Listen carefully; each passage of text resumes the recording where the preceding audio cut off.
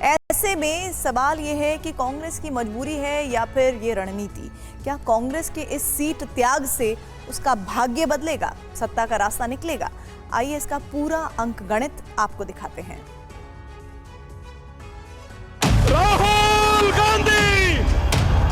राहुल गांधी, मल्लिकार्जुन खड़गे, राहुल गांधी। उन्होंने 400 सीट का नारा दिया था। 400 सीट छोड़िए, उनको 150 सीट नहीं मिलने वाली है।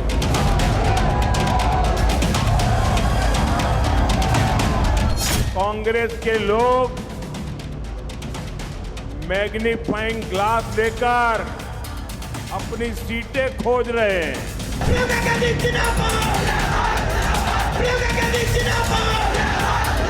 जो रिपोर्ट्स आ रही हैं वो तो बदलाव की आ रही है, और ये आ रहा है हर जगह से कि जनता थकी हुई है, जनता को एक विकल्प चाहिए। भारतीय जनता पार्टी और एनडीए चौथे चरण में 400 की ओर मजबूती से आगे बढ़ रही है।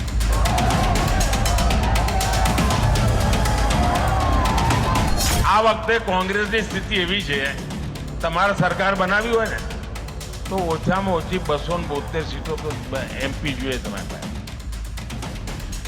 અમારી સિવાય, ભાજપ સિવાય આ દેશમાં એક પણ પોલિટિકલ પાર્ટી, કોંગ્રેસ પણ 272 લડાવતા જ નથી। બોલો, स्पष्ट और निर्णायक जनादेश हमें मिलना बिल्कुल लिखा हुआ है।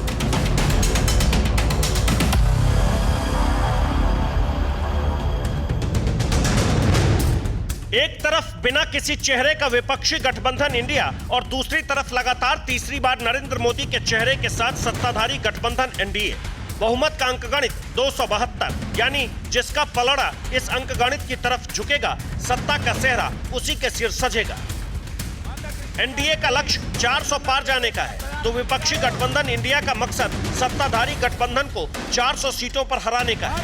इसके लिए दोनों पक्षों की चुनावी चाल चरम पर है। अब इसे रणनीति कहें या फिर गठबंधन की मजबूरी, कांग्रेस ने लोकसभा चुनाव के इतिहास का सबसे बड़ा दांव खेला है।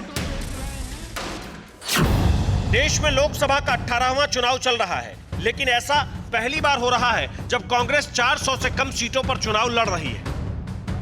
ऐसा क्यों हो रहा है, इसकी वजह क्या है, इसे आप कांग्रेस के रणनीतिकार जयराम रमेश से ही समझ लीजिए। हमारे सामने बहुत सारी चुनौतियां हैं। सबसे बड़ी चुनौती विचारधारा की चुनौती है, और उसको पहचान गए थे राहुल गांधी जी। इसीलिए भारत जोड़ो यात्रा निकाला गया, पद यात्रा 4000 किलोमीटर। उसके बाद में भारत जोड़ो न्याय यात्रा निकाला गया। ये चुनाव आते रहेंगे, हम जीतेंगे, हम हारेंगे, चुनाव होते रहेंगे, पर विचारधारा का मुकाबला बहुत जरूरी है। 2024 के लोकसभा चुनाव में कांग्रेस सिर्फ 328 सीटों पर लड़ रही है, जो 2019 की तुलना में 93 कम है। ये शायद गठबंधन